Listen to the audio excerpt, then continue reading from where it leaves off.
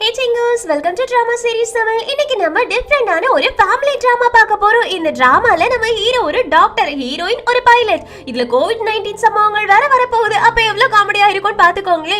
ஹீரோயினோட தம்பி இருக்காங்களே, அவங்கள பார்க்கும் போதெல்லாம் டேய் இப்படியாடா பண்ணுவ அப்படின்ற மாதிரி क्वेश्चन கேக்குற அளவுக்கு அவங்க பண்ற சம்பவங்கள்லாம் இருக்கும். சோ சீரிஸை டைம் வேஸ்ட் பண்ணாம உள்ள போய் பாத்துடலாமா? சீரிஸோட டைட்டில் என்னன்னு கேட்டீங்கன்னா The Centimeter of Love. இது ஒரு சைனீஸ் டிராமா. சீரிஸ்க்குள்ள போயிடலாம். எடுத்த உடனே நம்ம ஹீரோயின் தான் காமிக்கிறாங்க. ஹீரோயின் அவங்க இன்ட்ரோடியூஸ் பண்ணிக்கிறாங்க. என்னோட ஃபேமிலி நேம் குவான். நான் ஒரு சைனீஸ் பொண்ணு. எனக்கு சைனா தான் ரொம்ப பிடிக்கும். ஆனா சவுத் ஆப்பிரிக்கால போயிட்டு நான் பைலட்க்கு படிக்க வேண்டியதாயிடுச்சு. 2 வருஷம் இப்பதான் நான் ட்ரைனிங் முடிச்சிருக்கேன். எப்படியோ கடைசியா என் ஊருக்கு போக போறேன். அது வரைக்கும் எனக்கு ரொம்ப சந்தோஷம். என் ஊருக்கு போற நாளுக்காக தான் நான் வெயிட் பண்ணிட்டு இருந்தேன். இன்னைக்கு எனக்கு கிடைச்சிருச்சு. நான் ஹாப்பியா பறக்க போறேன் அப்படின்னு ஃளைட்ல ஏறியாச்சு. நம்ம ஹீரோயின் உள்ள போனோடனே ஒரு ஏர் ஹோஸ்டஸை பார்த்து சந்தோஷமா ஹக் பண்ணிக்கிறாங்க. அந்த பொண்ணு உங்களை இங்க பாப்பேன் அப்படின்னு நினைச்சு கூட பார்க்கல. அடிக்கடி நீங்க இங்க வாங்க, முன்னாடி எல்லாம் பைலட்டா வருவீங்க, இப்ப இன்னைக்கு பேசஞ்சரா வந்திருக்கீங்கன்னு. அதுக்கு ஹீரோயினும் ஆமா இன்னைக்கு நான் ஊருக்கு போக போறேன் அதனாலதான் அப்படின்னு சொல்றாங்க. அந்த பொண்ணு ஓகே என்ஜாய் பண்ணுங்க, உங்களுக்கு ஏதாவது வேணும் அப்படின்னா என்கிட்ட சொல்லுங்க, நான் உங்களுக்காக எடுத்துட்டு வரேன் அப்படின்னு அங்க வந்து கிளம்பி போறாங்க. இப்ப பைலட் 2 பேர்கிட்டயும் போயிட்டு எல்லாரையுமே உட்கார வச்சாச்சு. பேசஞ்சர்ஸ் எல்லாரும் செட் ஆயிட்டாங்க. நீங்க இப்போ ஃளைட் எடுக்கலாம் அப்படின்னு உடனே பைலட்டும் ஃளைட் எடுக்க ஆரம்பிச்சிடுறாங்க. நம்ம ஹீரோயின் ரொம்ப சந்தோஷமா இருக்காங்க.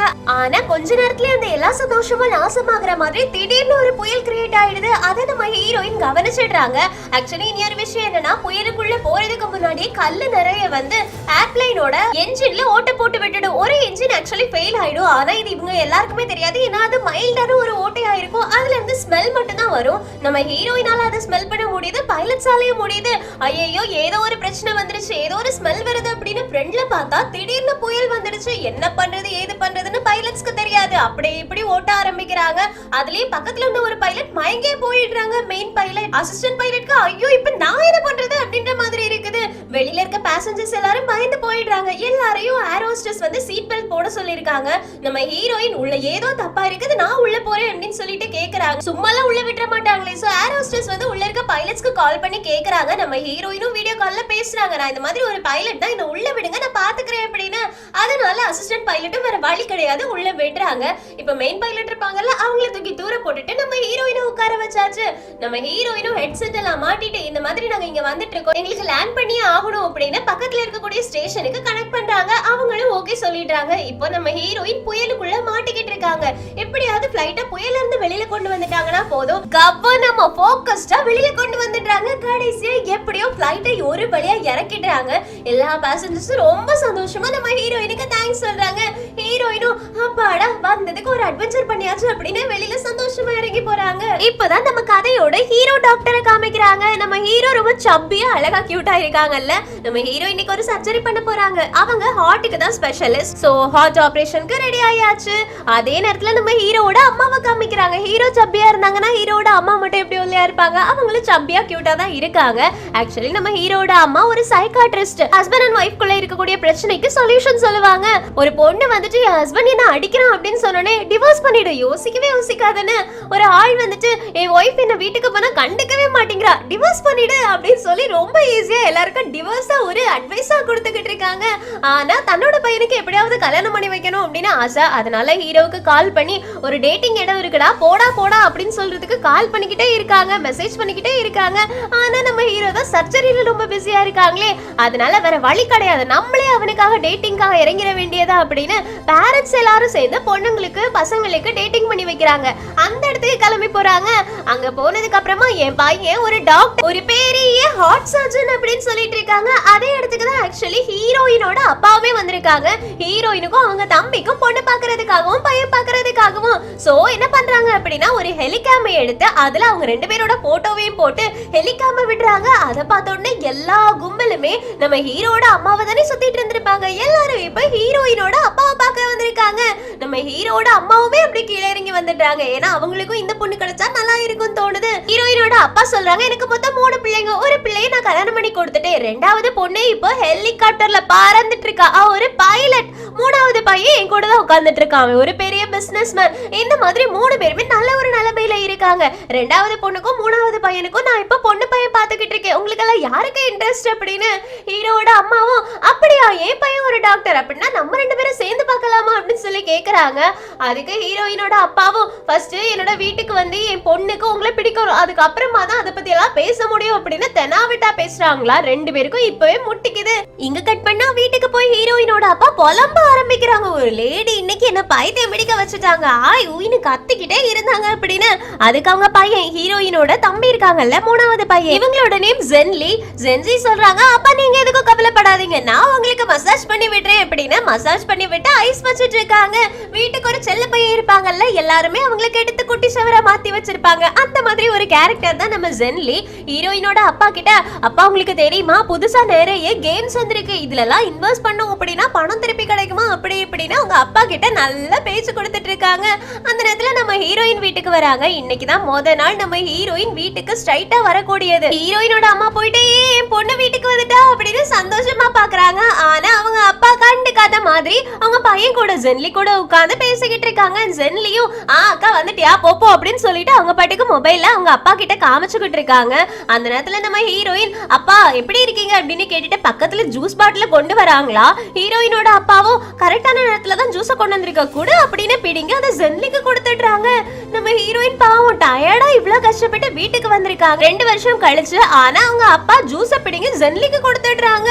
சரி போனா போட்டோம் அப்படின்னு ஜூஸ் குடிக்கிறதுக்காக நம்ம ஹீரோயின் தனியா போயிடுறாங்க.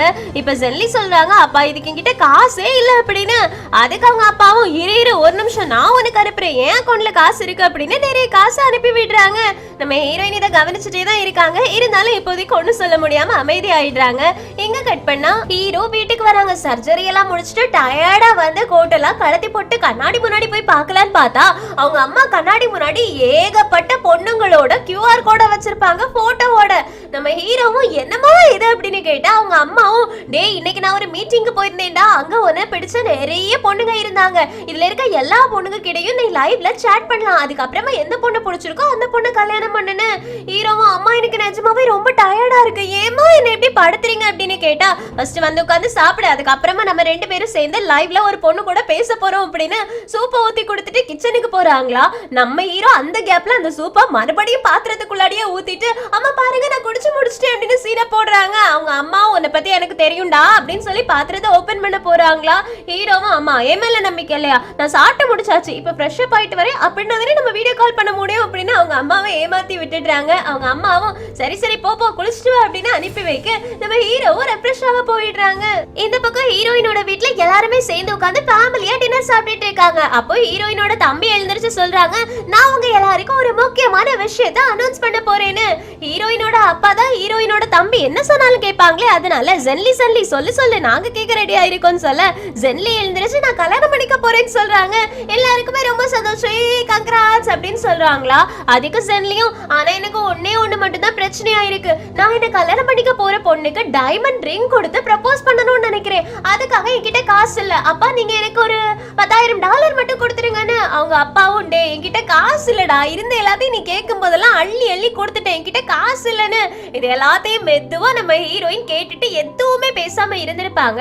இப்ப ஹீரோயினோட அப்பாவும் அக்கா கிட்ட கேளு அப்படின்னு சொல்றாங்க. உடனே ஜென்லியும் அக்கா எனக்கு கொஞ்சம் காசு கொடு, நான் உனக்கு கண்டிப்பா திரும்ப கொடுத்துருவேன், இது எல்லாமே நம்ம சேர்த்து வைக்கிற பொருள் தானே, நான் அவளுக்கு டைமண்ட் ரிங் கொடுத்தாலும் திரும்ப நம்ம வீட்டுக்கு தானே வருவா, அப்படின்னா அந்த டைமண்ட் ரிங் நம்மளுக்கு தானே சொந்தமாகும், அதனால அது வாங்குறதுக்கு காசு கொடு அப்படின்னு நம்ம ஹீரோயின் சிரிச்சுட்டே சொல்றாங்க.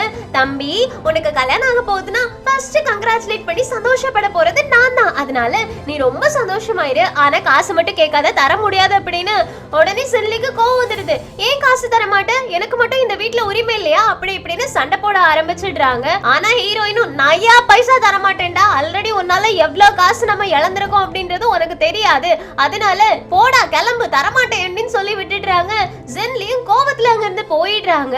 ஜென்லியை கெடுத்து வைக்கிறதே அவங்க அப்பா தானே, ஏண்டி நீ கொடுக்க மாட்டேங்கிற, அவன் உன்னோட தம்பி, அவனுக்கு இல்லாத உரிமையா இந்த வீட்ல இருக்குது, எனக்கு தெரியாது, நீ அவனுக்கு காசு கொடுப்பியா இல்லன்னா நான் வேற ஏதாவது பண்ணட்டுமான்னு. ஹீரோயினும் சான்ஸே கிடையாது, நான் கொடுக்கவே மாட்டேன்னு சொல்றாங்களா. அவங்க அம்மாவும் கோவத்துல எழுந்திருச்சு போயிடுறாங்க.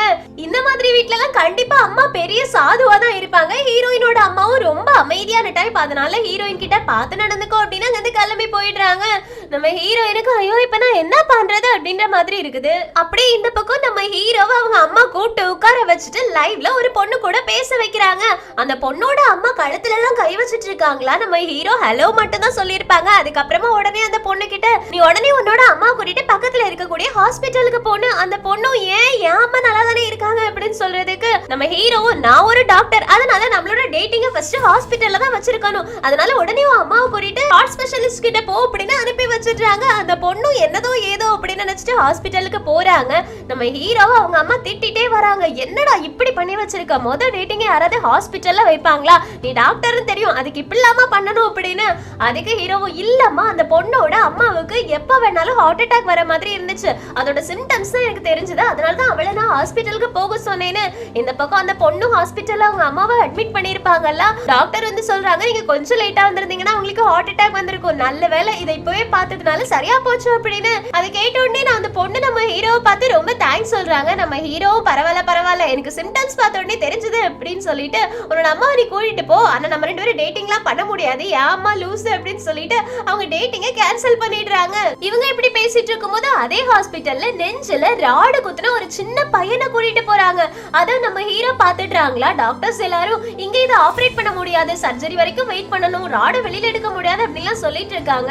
இதை கேட்டோடனே நம்ம ஹீரோ ஓடி போயிட்டு இல்ல அந்த ராட நீங்க உடனே எடுத்தாகணும், அதை நீங்க அங்கேயே வச்சுட்டு இருந்தீங்க அப்படின்னா அது துருப்பிடிச்ச ராடு, சோ ரத்தத்துல கலக்கிறதுக்கான நிறைய சான்ஸ் இருக்கு, சர்ஜரி வரைக்கும் வெயிட் பண்ணாதீங்க உடனே எடுத்துருங்கன்னு. அதுக்கு டாக்டரும் நீ இந்த ஹாஸ்பிட்டலோட டாக்டரே கிடையாது, நீ ஒரு டாக்டரானே ஃபர்ஸ்ட் எனக்கு தெரியாது, இதுல நீ சொல்றத நான் இதுக்கு கேட்கணும் அப்படின்னு சொல்றாங்க. ஆனா ஹீரோவும் என்ன அந்த பையனை பார்க்க விடுங்க அப்படின்னு சொல்லிட்டு இருக்காங்களா. அப்போ உள்ள நிக்கக்கூடிய ஒரு டாக்டருக்கு நம்ம ஹீரோவை தெரிஞ்சிருக்கு. ஏய் ஹீரோ ஹார்ட் ஸ்பெஷலிஸ்ட் நீங்களா அப்படின்னு சொல்லி கேக்குறாங்க. அப்பதான் ஹீரோ யாருன்னு தெரியாத டாக்டருக்கு பல்ப் ஆயிடுது. ஐயோ இவன் பெரிய ஹார்ட் சர்ஜனா இருப்பான் போலயே அப்படின்னு யோசிக்கிறாங்க. இப்ப உள்ள இருந்த டாக்டர் வந்துட்டு நம்ம ஹீரோ கிட்ட இப்ப நாங்க என்ன பண்றது, உங்களை மாதிரி ஒரு பெரிய டாக்டர் தான் எங்களுக்கு இன்ஸ்ட்ரக்ஷன் கொடுக்கணும்னு. நம்ம ஹீரோ சொல்றாங்க இந்த ராட ஃபர்ஸ்ட் நீங்க வெளியில எடுத்துருங்க, அதுக்கப்புறமா பிளட்டை ஸ்டாப் பண்றதுக்காக என்னென்ன ப்ரொசீஜர் உண்டோ அதை பண்ணுங்க, அடுத்ததா உடனே சர்ஜரி பண்ணிட்டு அந்த ஹார்ட்டை சுத்தி இருக்கக்கூடிய எல்லா பிளட்டையுமே பம்ப் பண்ணி எடுத்துட்டு அதுக்கு பதிலா நியூ பிளட்டை கொடுங்க, அப்படின்னா மட்டும்தான் இவனோட உயிரை காப்பாற்ற முடியும், வேற எந்த ப்ரொசீஜருமே ட்ரை பண்ணாதீங்கன்னு. டாக்டர்ஸ் ஓகே தேங்க்யூ அதை நாங்க பண்ணிடுறோம் அப்படின்னு சொல்றாங்களா. நம்ம ஹீரோவும் உங்களுக்கு ஹெல்ப் வேணும் அப்படின்னா இந்த பையனை நானே வேணா பாத்துக்கிறேன் அப்படின்னு சொல்றாங்க. டாக்டர்ஸும் ரொம்ப தேங்க்ஸ் சொல்றாங்க. அப்படியே இங்க கட் பண்ணா நம்ம ஹீரோயினை காமிக்கிறாங்க. அவங்க அப்பா வீட்டுல நிம்மதியா இருந்துட்டு இருக்காங்களா. நம்ம ஹீரோயினுக்கும் அவங்க அம்மாக்கும் இவர் இப்படி இருக்க மாட்டாரே பிரச்சனை பண்ணிட்டு அப்படின்னு சொல்லி யோசிச்சுட்டு இருக்கும் போது காலிங் பெல் அடிக்கக்கூடிய சத்தம் கேக்குது. யாருடா அப்படின்னு ஓபன் பண்ணி பார்த்தா ஒரு ஆள் வந்து சொல்றாங்க உங்களோட வீட்டை விற்க போறீங்கல்ல அதனாலதான் நாங்க பார்க்க வந்திருக்கோம்னு. நம்ம ஹீரோயினுக்கு பக்குனாவது நான் எப்ப வீட்டை விற்க போறேன்னு சொன்னேன் அப்படின்னு சொல்லி யோசிச்சா ஹீரோயினோட அப்பா வந்து ஆமா என் பையனுக்கு காசு தேவை அதனாலதான் நான் இந்த வீட்டை விற்கலாம்னு முடிவு பண்ணிருக்கேன்னு. நம்ம ஹீரோயினும் இவரு திருந்தவே மாட்டாரா, அவங்க பையன் அப்படின்னு எப்பதான் நிக்க போறாருன்னு தெரிய மாட்டேங்குதே அப்படின்னு யோசிச்சுட்டு நாங்க இப்ப வீடெல்லாம் விற்கிறதா இல்ல, தயவு செஞ்சு நீங்க கிளம்புங்க, இது ஒரு மிஸ் அண்டர்ஸ்டாண்டிங் அப்படின்னு வந்த ஆளை அனுப்பி வைக்கிறாங்க. ஹீரோயினோட அப்பாவும் நீ இவனை அனுப்பி வச்சுட்டா நான் அடுத்த ஆளை பார்க்க மாட்டேனா, என் பையனுக்கு இப்ப காசு தேவை, நீ கொடுப்பியா கொடுக்க மாட்டியா, இல்ல இந்த வீடை வித்தாது நான் அவனுக்கு காசு கொடுத்துருவேன், அவனோட லைஃப்ல எல்லாம் என்னால விளையாட முடியாது, அந்த பொண்ணுக்கு அவன் ப்ரப்போஸ் பண்ணியே ஆகணும்னு. நம்ம ஹீரோயினுக்கு ஐயோ நான் இப்ப என்ன பண்றது அப்படின்ற மாதிரி இருக்குது. இந்த பிரச்சனை தாங்காதுன்னு பார்த்தா நம்ம ஹீரோயினுக்கு அவங்க அக்கா கால் பண்ணி என் மாமனாருக்கு உடம்பு சரியில்லாம போயிடுச்சு உடனே நீ ஹாஸ்பிட்டலுக்கு வா அப்படின்னு. ஹீரோயினும் எந்த ஹாஸ்பிட்டல் நான் வந்துட்டே இருக்கேன் அப்படின்னு ஓடி வந்துட்டு இருக்காங்க. இந்த பக்கம் ஹீரோயினோட அக்காவும் உங்க ஹஸ்பண்டும் உட்கார்ந்துட்டு இருக்காங்க. ஹீரோயினோட அக்கா சொல்றாங்க எதுக்கும் கவலைப்படாதீங்க எதுவும் ஆகாதுன்னு. அதுக்கு அவங்க ஹஸ்பண்டும் என்ன பண்ண சொல்ற, எவ்வளவு காசு தான் நம்மளால செலவு பண்ண முடியும், இப்ப பாரு என்கிட்ட காசே இல்ல அப்படின்னு. நீங்க எதுக்கும் கவலைப்படாதீங்க எல்லாமே சரியா நடக்கும் அப்படின்னு சொல்லிட்டு இருக்கும் போது நம்ம ஹீரோயின் வந்துடுறாங்க. அக்கா எப்படி இருக்க, அதான் நீங்க எப்படி இருக்கீங்க, அங்கிள் கண்டிப்பா சரியாயிடுவாங்க அப்படின்னு சொல்றாங்களா. அதுக்கு ஹீரோயினோட அத்தானும் அதெல்லாம் சரியாயிடுவாங்க எனக்கு தெரியும், நான் கிட்ட ஒரு ஹெல்ப் கேட்கணும்னு ஆசைப்படுறேன். ஆக்சுவலி நாங்க ஹாஸ்பிட்டல் பில்லுல வந்துட்டு சர்ஜரிக்கான பீஸை கட்டிட்டோம், ஆனா மெடிசனுக்கான பீஸை இன்னும் கட்டல. உனக்கே தெரியும் எங்க பையனை இப்பதான் நாங்க பெரிய இன்டர்நேஷனல் ஸ்கூல்ல சேர்த்திருக்கோம், அதுக்கே நான் நிறைய காசு செலவு பண்ணிட்டேன், இப்போதைக்கு என்கிட்ட காசு இல்ல, அதனாலதான் உன்கிட்ட ஏதாவது இருந்துச்சுன்னா கேக்குறதுக்காக அப்படின்னு ஆரம்பிக்கிறாங்க. நம்ம ஹீரோயினும் வேண்டாம் எனக்கு நல்லாவே புரியுது இந்த சிச்சுவேஷன், ஆல்ரெடி நான் அக்காவுக்கு என்கிட்ட இருந்த காசு அக்கௌண்ட்டுக்கு அனுப்பி வச்சுட்டேன், அவ செக் பண்ணி இருந்திருக்க மாட்டான்னு நினைக்கிறேன், செக் பண்ணி பாரு உனக்கு இன்னும் தேவைனாவும் கேளு நான் உனக்கு கொடுக்க ரெடி ஆயிருக்கேன்னு. உடனே உடனே அவங்க அத்தானும் ரொம்ப தேங்க்ஸ் ஹீரோயின், கண்டிப்பா என்னால முடிஞ்சதுன்னா நான் உங்களுக்கு திருப்பி கொடுத்துருவேன், எவ்வளவு சீக்கிரம் முடியுமோ அவ்வளவு சீக்கிரம் திருப்பி கொடுத்துருவேன்னு. நம்ம ஹீரோயினும் பரவாயில்ல ஃபர்ஸ்ட் சர்ஜரி நல்லபடியா முடியட்டும் அப்படின்னு சொல்லிட்டு இருக்காங்க. இப்ப சர்ஜரி முடிஞ்சிச்சு. டாக்டர் வெளியில வந்து பாக்குறாங்களா, ஹீரோயினோட அத்தான் ஓடி போயிட்டு எங்க அப்பா எப்படி இருக்காங்கன்னு கேக்குறதுக்கு டாக்டரும் அவங்க நல்லா தான் இருக்காங்க, இருந்தாலும் அவங்களுக்கு ஹார்ட்ல ஒரு பிளாக் இருந்த மாதிரி இருக்குது, இந்த ஹாஸ்பிட்டல்ல ஹார்ட் சர்ஜன் ஒருத்தவங்க இருக்காங்க, அவங்க வந்து பார்த்துட்டு சொல்லுவாங்கன்னு. ஹீரோயினோட அத்தானுக்கு என்ன ஹார்ட் சர்ஜன் தான், இப்ப அதுக்கு அடுத்த காசு தேவையாச்சு அப்படின்னு அவங்களுக்கு நெஞ்சு வலியே வந்துன போல இருக்கு. நம்ம ஹீரோயின் சரி அப்படின்னா ஹார்ட் சர்ஜரி டிபார்ட்மெண்ட்டுக்கு நம்மளே போய் பார்த்தலாம் அப்படின்னு ஹீரோயின் அங்க கிளம்பி போறாங்க. ஆனா போற வழியில ஒரு பொண்ணு வந்து நம்ம ஹீரோவை ஹக் பண்ணிட்டு என்ன விட்டுட்டு போயிடாத, எதுக்காக என்ன விட்டுட்டு போற அப்படின்னு கேட்டுட்டு இருக்காங்க. அத பாவம் நம்ம ஹீரோயின் பாத்துடுறாங்க. அந்த பொண்ணு நான் உனக்காக 1 மாசம் 8 நாள் வெயிட் பண்ணிட்டு இருந்திருக்கேன், ஆனா நீ இப்போ வந்து பிரேக்கப் அப்படின்னு சொல்லிட்டு இருக்க, நீ எப்பவுமே டயர்டா இருக்கன்னு சொல்லிட்டு இருக்க, என் கூட டைமே ஸ்பெண்ட் பண்ண மாட்டேங்கிற, எப்ப பார்த்தாலும் என்னோட கால்ஸ் அட்டென்ட் பண்ணவே இருக்க மாட்டேங்கிற, எதுக்காக இந்த மாதிரி பண்ணிட்டு இருக்க அப்படின்னு. ஹீரோவும் சாரி எனக்கு வேலை இருக்கு அப்படின்னு அங்க இருந்து கிளம்பி போயிடுறாங்க. ஹீரோயினுக்கு இதை பார்த்தோடனே செம்ம காண்டாவது, இவன் என்ன ஒரு பொண்ணு இப்படி ஏமாத்திட்டு போறான் அப்படின்னு பார்த்த உடனே தப்பா நினைச்சிடுறாங்க. அந்த பொண்ணும் அழுதுட்டே அங்க இருந்து ஓடி போயிடுறாங்க.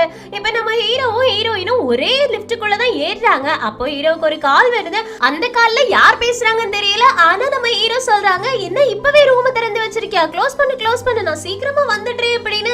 அத நம்ம ஹீரோயின் தப்பா புரிஞ்சுக்கிடுறாங்க. இவன் சரியான ஆளா இருப்பான் போல இருக்கே, ஒரே நேரத்துல 2 பொண்ணுங்களை கரெக்ட் பண்ணி வச்சிருக்கான் அப்படின்ற மாதிரி மொத்தமா டேமேஜ் பண்ணிடுறாங்க. நம்ம ஹீரோ உனக்கு எத்தனாவது ஃப்ளோர் போகணும்னு கேட்டா ஹீரோயின் வாயே திறக்கல. ஹீரோ ஓகே அப்படின்னு ஹார்ட் சர்ஜரி பண்ணக்கூடிய ஃப்ளோருக்கு போறாங்க. அங்க நம்ம ஹீரோயின் ஹீரோக்கு பின்னாடியே போயிட்டு இருக்காங்க. சோ நம்ம ஹீரோக்கு கோவம் வருது. நெல்லு நீ என்னதானே ஃபாலோ பண்ணிட்டு வர, உள்ள ரூமுக்கு வா அப்படின்னு சொல்லி கூப்பிடுறாங்க. ஹீரோயினும் பின்னாடியே போறாங்க. ஏன்னா அவங்க ஆல்ரெடி கோவத்துல இருக்காங்க, யார் மேலயாவது கோவத்தை கொட்டி தீக்கணும். சோ கரெக்டா நம்ம ஹீரோ மாட்டிருக்காங்க. இன்னைக்கு ஹீரோ வச்சு செய்யணும் அப்படின்னு தான் உள்ள போறாங்க. நம்ம ஹீரோ கேக்குறாங்க நீ எந்த பேஷண்டோட ஃபேமிலி மெம்பர், எந்த பேஷண்ட பத்தி கேக்குறதுக்காக என் பின்னாடி வந்துட்டு இருக்கேன்னு. நம்ம ஹீரோயின் நான் எந்த பேஷண்டோட ஃபேமிலி மெம்பரும் கிடையாது, எனக்கு கொஞ்சம் அன்கம்ஃபர்டபிளா இருந்துச்சுன்னு. ஹீரோவும் அன்கம்ஃபர்டபிளா இருந்துச்சா, ஏதாவது மெடிக்கல் ரிப்போர்ட் ஏதாவது வச்சிருக்கியான்னு கேட்க ஹீரோயினும் ஒன்னும் இல்லைன்னு சொல்றாங்க. ஹீரோவும் அப்படின்னா சரி ஓகே இங்க வா நான் உன்னோட ஹார்ட்டை செக் பண்றேன் அப்படின்னு ஸ்டெதஸ்கோப்பை காதுல மாட்டிட்டு இருக்காங்க. நம்ம ஹீரோயின் நேரா எழுந்திருச்சு போயிட்டு ஹீரோ கையில இருந்து அந்த ஸ்டெதஸ்கோப்பை வாங்கி ஹீரோட ஹார்ட் மேல வச்சுட்டு உனக்கு என்ன சத்தம் கேக்குது அப்படின்னு கேட்டா நம்ம ஹீரோவும் ஹார்ட் பீட் தான் கேக்குது, வேற என்ன கேக்கும்னு கேக்குறாங்க. அதுக்கு ஹீரோயினும் ஹார்ட் பீட் தான் கேக்குதுன்னு எனக்கு தெரியும், ஆனா மனுஷனோட ஹார்ட் பீட் தான் கேக்குதான்னு கேட்க நம்ம ஹீரோவும் நான் மனுஷன் தானே வேற என்ன அப்படின்னு சொல்லி கேட்க ஹீரோயின் சொல்றாங்க எனக்கு தெரிஞ்சு நீ மனுஷன் மாதிரி எல்லாம் ஒண்ணு தெரியல, ஒரே நேரத்துல எத்தனை பொண்ணுங்க பின்னாடி தான் நீ சுத்திட்டு இருப்ப, ஒரு பொண்ணு அழ வச்சிட்டு இருக்க, இனி ஒரு பொண்ணு கூட போன்ல கடலை போட்டுட்டு இருக்கியா, ஒன்னாலதான் என்னோட ஹார்ட் வந்து அன்கம்ஃபர்டபிளா இருந்துச்சு, நீ எல்லாம் மனுஷனா இருக்கவே தகுதி கிடையாது, இதுல டாக்டரா வேற இருக்கியா அப்படின்னு திட்டி விட்டுட்டு அங்க இருந்து போயிடுறாங்க.